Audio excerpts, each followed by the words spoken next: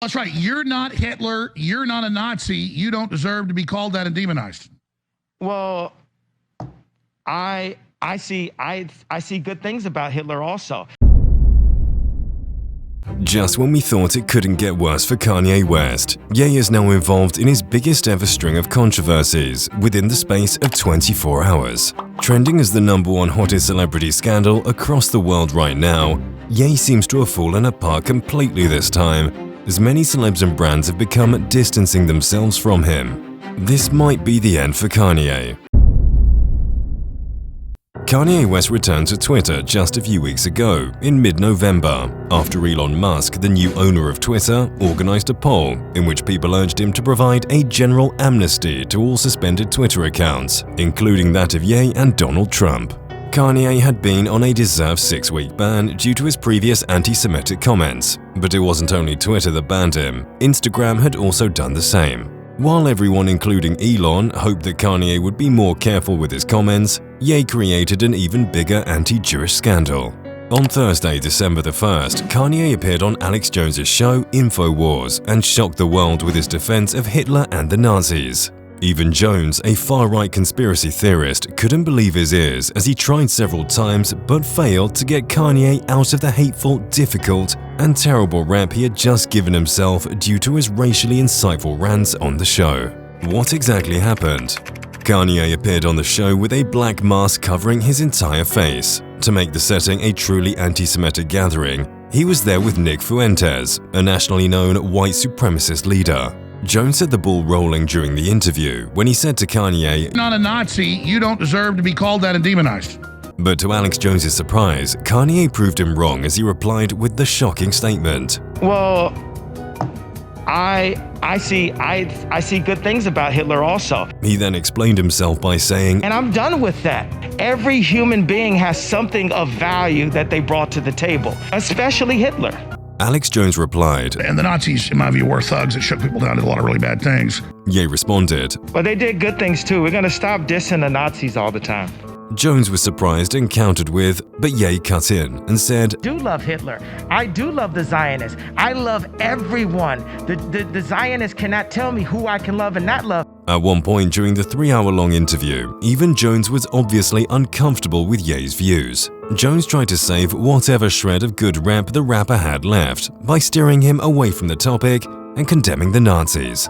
Jones said, "I don't think Hitler was a good guy." Again, Jones made one last desperate attempt to save Kanye from his potentially career-ending statements during the interview so far by persuading him to acknowledge that he did not love Hitler. But Ye stood his ground and once again emphatically repeated that, There's a lot of things that I love about Hitler. A lot of things.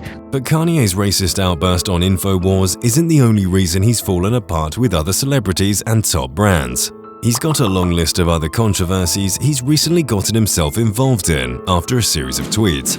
Let's briefly examine some of these tweets before examining what other celebs say about him. Just last month in November, Balenciaga was involved in a massive lash-out after the brand released an ad campaign which, to the disgust of many, featured the image of kids wearing Balenciaga labels while holding BDSM-inspired teddy bears and surrounded with bondage items. The public interpreted the ad as a subtle way of showing support for child abuse, especially sexual abuse. Many people condemned the ad, and Balenciaga apologized and even took legal action against those in charge of the ad, suing for $25 million. At first, Kanye West denounced the brand and began wearing Ye 24 labels rather than his usual Balenciaga clothes and accessories. He even covered the brand's logo on his boots with a Ye 24 sticker. Also, after attending services in a church in late November, Kanye lashed out at other celebrities for not denouncing the brand by saying, "This just shows you all celebrities are controlled. You don't see no celebrities talking about the Balenciaga situation. All of these celebrities out here, don't let them influence you in any way, because they're controlled by the people who really influence the world." It seems, however, that Ye was lashing out at the fashion brand because they had recently cut ties with him after a series of anti-Semitic comments that got him banned from Twitter and Insta. In a surprising twist of events on Thursday night, the same day he appeared on InfoWars, he backtracked on his earlier stand and showed support for Balenciaga instead. He posted on his Twitter page just 12 hours before he would be suspended again. "I stand with Balenciaga and denounce all witch hunts, and I cancel culture, Jesus is king. Ending trafficking doesn't start or end with a fashion campaign for Christ's sake." In another tweet that followed, Ye says, "God loves Balenciaga. Love is the answer. Jesus is the answer. Praying for all of the innocent artists and beautiful humans who make clothing that had nothing to do with the ads. People's grandmothers work their butts off for Christ's sake." Switching sides and deciding to support Balenciaga despite the scandalous ad campaign the brand is involved in has attracted heated comments from other celebs. But that's not all. There are 2 more tweets from Ye that are currently breaking the internet, as if his anti-Semitic rant on InfoWars earlier that day wasn't enough. Ye just continued the hateful comments on Twitter. He posted the Star of David, which is the symbol of the Jews and Judaism, but then inserted a swastika, the Nazi symbol, right in the middle of the Star of David. Of course, even an alien on planet Earth who has heard about the Holocaust would understand the meaning and effect of such a post. But Ye couldn't care less. He knew he would be kicked off the Elon Musk platform for it, and then followed the post with a picture of a shirtless Elon Musk. But just before, Ye wrapped up the night and posted yet another jaw-dropping tweet. He alleges that he once caught NBA player Paul Chris sleeping with his ex-wife Kim Kardashian. In the tweet, Ye says, "Let's break one last window before we get out of here." West tweeted, "I caught this guy with Kim. Good night." Kanye then attached a picture of Paul Chris to the post before logging off for the night. It was the most random shocker anyone has come across in a long while. While many on Twitter claim it may be true since it is random, some say Ye was only trying to divert our attention from the numerous scandals he's created during the day. But what do other celebs have to say regarding all these controversies? Of course, the first person to speak against Kanye West in his series of latest anti-Semitic tweets is Elon Musk, the Twitter boss who had recently reinstated Kanye's account after a Vox Populi poll that granted general amnesty to all suspended accounts. Elon says he had tried his best, but that despite that, he again violated our rule against incitement to violence. Account will be suspended. And indeed, it was suspended for 12 hours. Meghan McCain has also reacted to Ye's tweet, saying, "Fuck Kanye and everyone who keeps giving him a platform."